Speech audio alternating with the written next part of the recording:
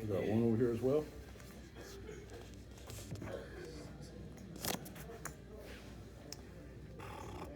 Major one. I'll play these. So today is Saturday. That means that it is Dramaha Day. Really excited, getting ready to head over to the club to see what's going on and get ready for the Dramaha game. I did play Congress last night. However, I overbooked the game, so I gave my seat up to a player. That's something I always do. It's just part of the gig with running the club. I never make a player wait for his seat because I'm playing. So I gave up my seat, which meant that I didn't get to play until pretty late into the session. Only got to play for a couple hours. I did win 400, but because the session was so short, I didn't capture any hands that were really worth breaking down.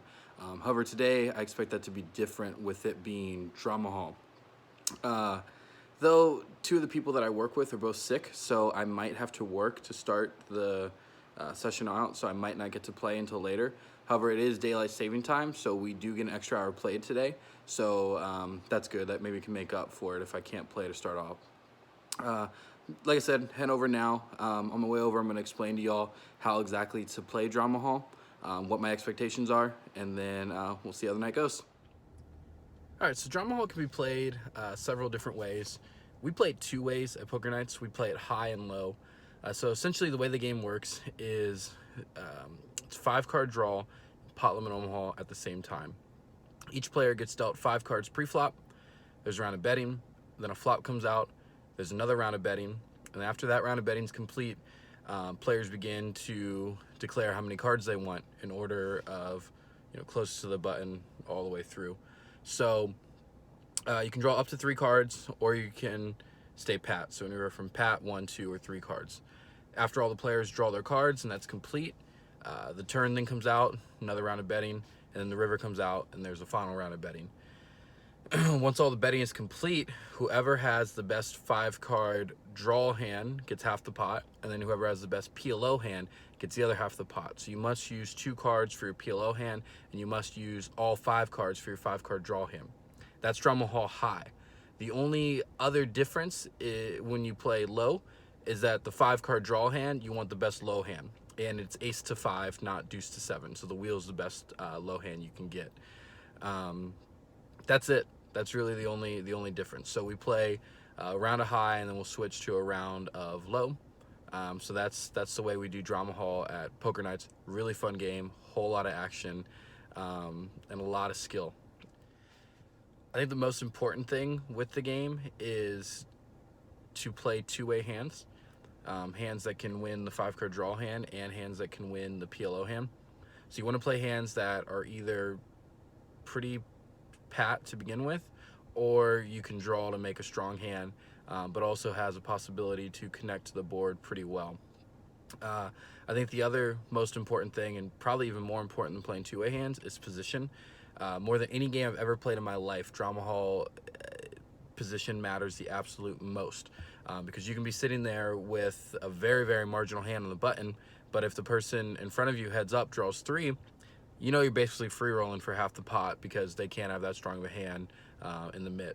So position and playing 2-way hands are so key in this game.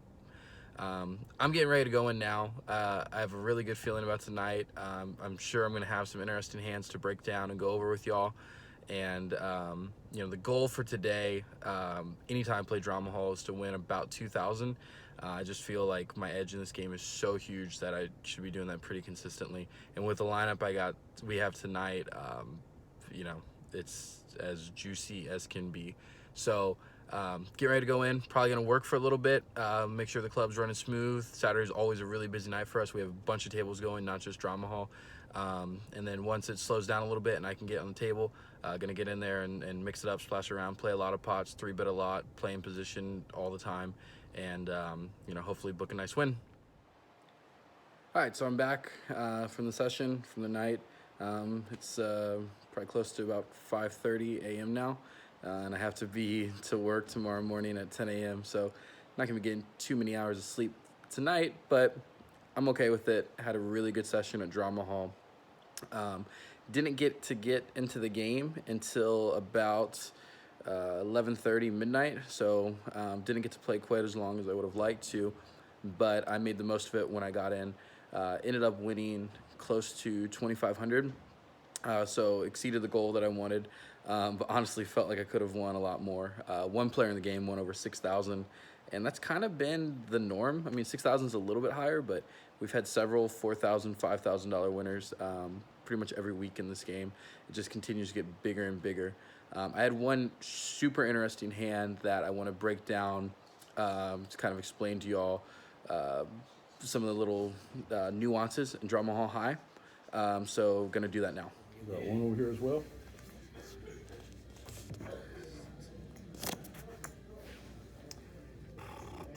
Major one.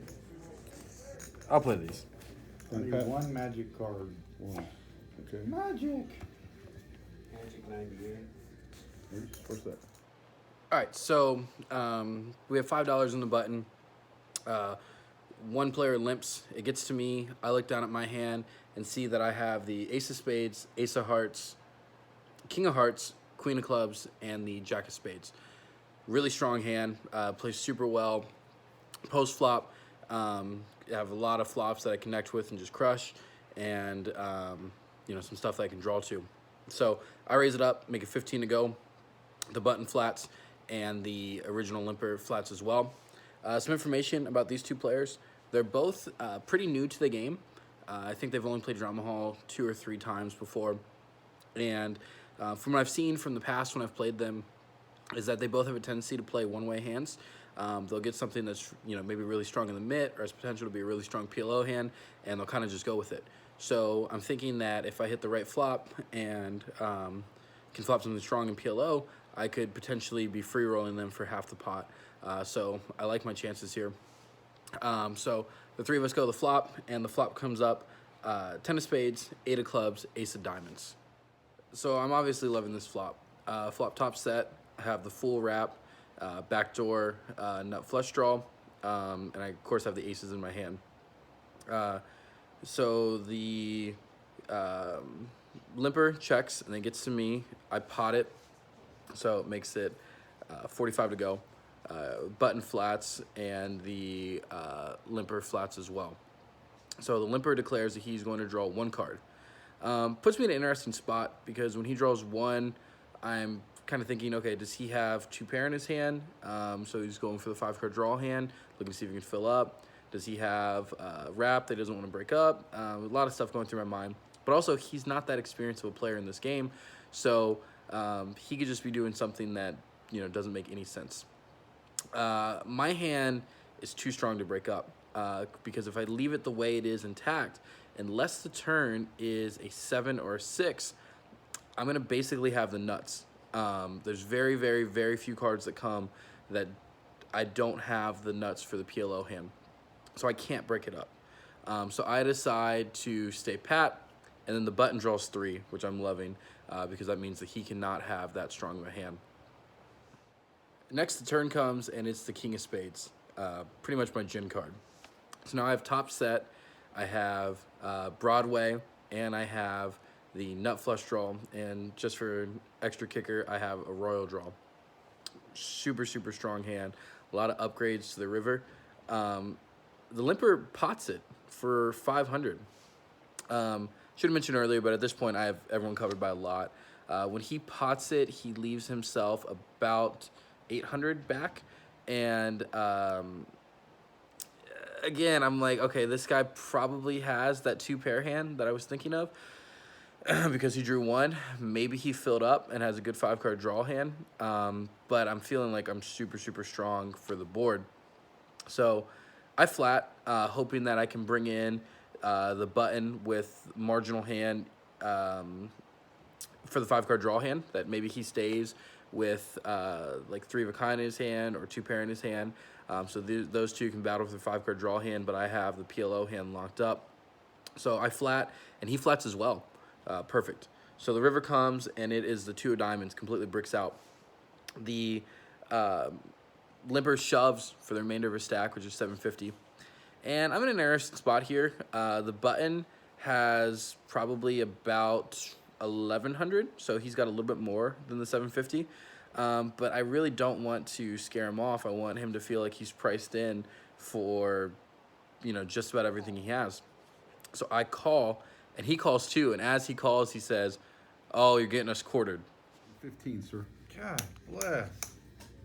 Dylan, let me just get the pot right. You should've 715, seen please. what was going on. I did. I'm not. I was first action. How much Oh, you ice? had a pair of 715. tens in your hand too, though. Exactly. All You're right, supposed I to can fold see there. that. I'm not gonna fold there. I got the nuts, and I got a spade redraw. But you oh, but on it's the no river. good. On the river. Oh. On the Give him river the is what I'm spade. talking Give about. him You the could have spade. folded How on much the do I have river. to give you? 715, sir. So the cards are then turned up, and we see that all three of us have Queen Jack. So all of us have the Broadway straight. However, I am the only one that has a pair in my hand, a pair of aces. So what that means is I win the 5-card draw hand, and we all chop the PLO. So the final result is I get half of the entire pot, and then we all chop the remaining pot 3 ways. So I just make out like a bandit. And this is a really, really good example of why it's so important to play hands that are 2 ways, even if it's a marginal 2-way hand, because you can still get your opponents in really bad spots, especially ones that are just sort of learning the game and might fall in love with a hand that only plays 1 way. You can get them in a spot where you're free rolling them for half the pot, and that's what you want to do in draw games. When you can get people quartered or even 6th in any type of draw game or split game, you're in really good shape, and that's something you really, really want to do. So this hand was huge for me and helped propel me to a pretty big win at Dramaha that night. You guys can see why this is one of my favorite games, probably my absolute favorite game that we play every single week. So later this month, I'm going to do a in-depth analysis strategy video, kind of breaking down some starting hands that you want in Dramaha, little moves you can make, spots to pick up on things your opponents are doing. Really go in a lot of detail for this game because there's not a whole lot of it on YouTube yet, so I'm going to look to do that later this month, so be on the lookout for that. The next vlog will probably cover Wednesday's Congress game. Haven't done that yet, so really excited to do some Congress breakdown hands. And then I'll also probably combine Thursday's 5-5 game. So definitely be on the lookout for that. Really appreciate the response I've gotten so far. Thank you guys for liking, sharing the video, following along. Really happy to take you guys along this journey, and I'll see you next time.